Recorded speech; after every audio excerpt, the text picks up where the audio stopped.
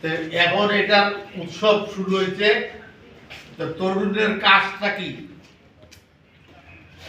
তরুণের কাজ কি? তোমরা ভবিষ্যৎ প্রজন্মের সামনের দিনের তোমরাই দেশের নেতৃত্ব দিবে, তোমরাই দেশটাকে চালাবে, সেই যোগ্যতা তোমাদের অর্জন করতে হবে।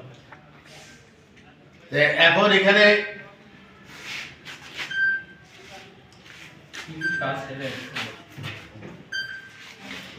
সন্ধ্যার সময় দেবো, সন্ধ্যার সময়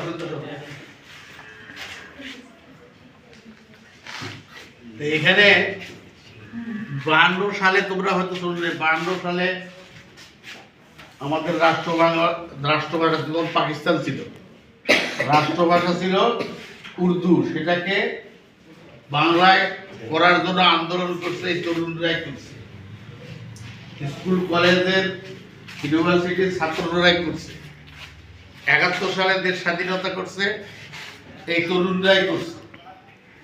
জুলাইয়ের অভ্যুত্থান যেটা করছে এই তরুণ প্রজন্মের ছাত্রছাত্রীরাই করছে।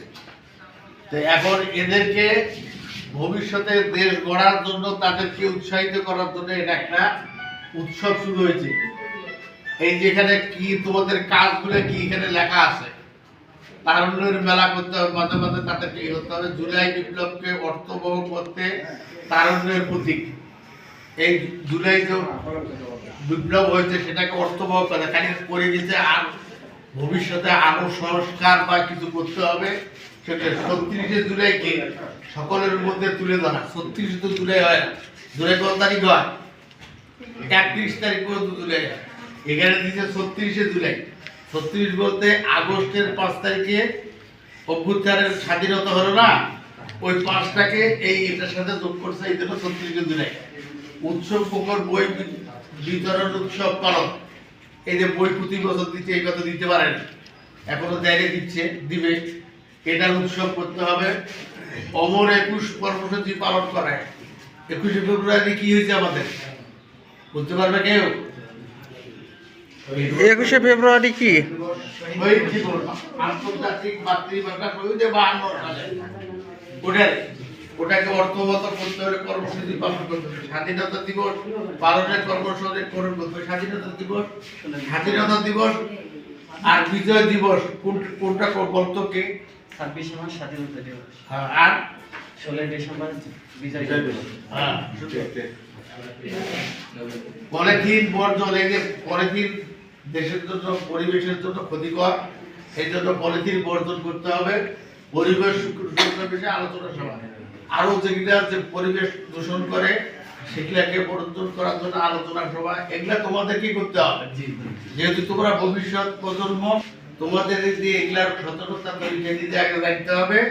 তারপরে এই জিনিসগুলি সবার মধ্যে ছড়াইতে বুঝাইতে হবে মানুষকে। ডেঙ্গু প্রতিরোধে, এই ডেঙ্গুটা এখন ভয়াবহ আকার ধারণ করছে, এই ডেঙ্গু প্রতিরোধে কার্যকরী পদক্ষেপ গ্রহণ করা। জুলাই বিপ্লবে আহত নিহত পরিবারের সদস্যদের আমন্ত্রণ জানিয়ে আলোচনা হবে। তাদের যে সমস্ত ছেলেমেয়েরা মারা গেছে, তাদের আত্মীয় স্বজন, তাদের পরিবারের সকলকে জানিয়ে তাদেরকে, তারা তো একটা মনে করো তাদের সন্তান হারাইছে, তাদের একটা শোক আছে, তাদেরকে বুঝাইতে হবে, তাদেরকে আমন্ত্রণ জানিয়ে ইয়ে দিতে হবে। প্রতিষ্ঠান প্রাঙ্গণে সকল শ্রেণীকক্ষ পরিষ্কার পরিচ্ছন্ন বিষয়ে কর্মসূচি করা। এই যে পরীক্ষা শ্রেণীকক্ষে পরিষ্কার করা, এটা তোমাদের দায়িত্ব।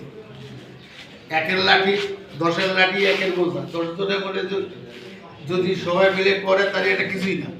আর যদি তোমরা নিজ ভাবে তোমাদের নিজ ঘর শ্রেণীকক্ষ পরিষ্কার করো তাহলে এটা সহজ হবে।